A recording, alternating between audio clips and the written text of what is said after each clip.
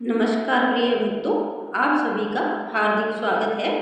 भगवान श्री हरि विष्णु और माता लक्ष्मी की कृपा आप और आपके पूरे परिवार पर सदैव बनी रहे। आज हम जानेंगे चतुर्मास 2026 के बारे में। चतुर्मास कब प्रारंभ होगा, कब समाप्त होगा, इसका धार्मिक महत्व क्या है, इन 4 महीनों में कौन कौन से कार्य करने चाहिए और किन कार्यों से बचना चाहिए। अंत में मैं आपको एक ऐसा सरल उपाय भी बताऊंगी जिससे भगवान विष्णु की विशेष कृपा प्राप्त होती है। तो आइए बिना किसी देरी के शुरुआत करते हैं। पहले जानते हैं कि चतुर्मास क्या है। सनातन धर्म में चतुर्मास अत्यंत पवित्र माना गया है। चतुर्मास का अर्थ है 4 महीनों की वह अवधि जब भगवान श्री हरि विष्णु योग निद्रा में चले जाते हैं। मान्यता है कि देवशनि एकादशी के दिन भगवान विष्णु क्षीर सागर में शयन करते हैं और 4 महीने बाद देवउठनी एकादशी के दिन जागते हैं। इसी अवधि को चतुर्मास कहा जाता है। वर्ष 2026 में चतुर्मास की शुरुआत देवशनि एकादशी जुलाई 2026 से होगी और देवउठनी एकादशी नवंबर 2026 तक चलेगा। इन 4 महीनों में श्रावण, भाद्रपद, अश्विन और कार्तिक मास आते हैं। यह समय पूजा, जप, तप, दान और आत्म शुद्धि के लिए सबसे उत्तम माना गया है। अब जानते हैं चतुर्मास का धार्मिक महत्व।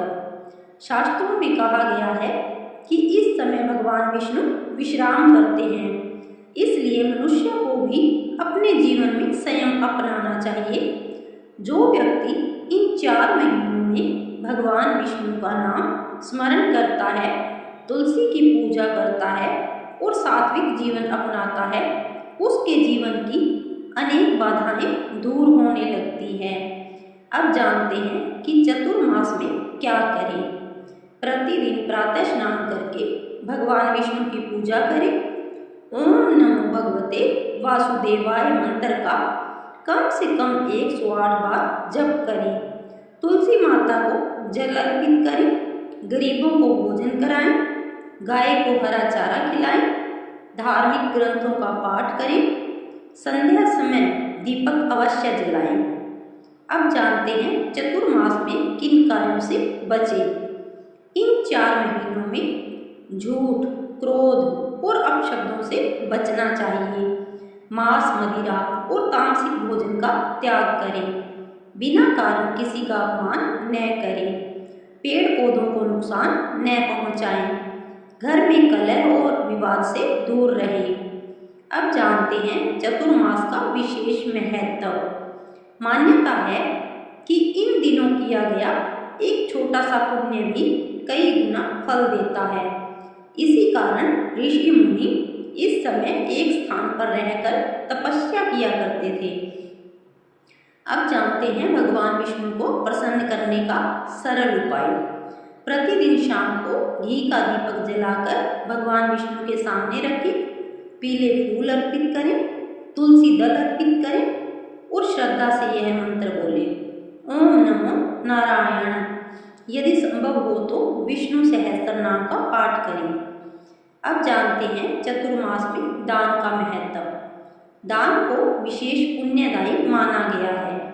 अन्नदान, वस्त्र दान, जल दान, धार्मिक पुस्तकों का दान और जरूरतमंदों की सहायता करने से भगवान प्रसन्न होते हैं।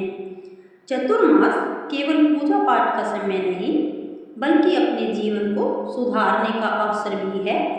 यदि हम इन 4 महीनों में अपने व्यवहार को अच्छा बना लें, भगवान का स्मरण करें और दूसरों की सहायता करें, तो जीवन में सुख, शांति और समृद्धि समय आने लगती है।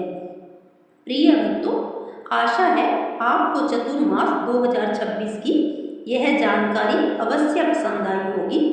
यदि आपने अभी तक वीडियो को लाइक नहीं किया है तो अवश्य करें। अपने परिवार और मित्रों के साथ इसे साझा करें ताकि वे भी चतुर्मास का महत्व जान सकें। कमेंट में अवश्य लिखें, ओम नमो नारायण। भगवान श्री हरि विष्णु आप सभी की मनोकामनाएं पूर्ण करें।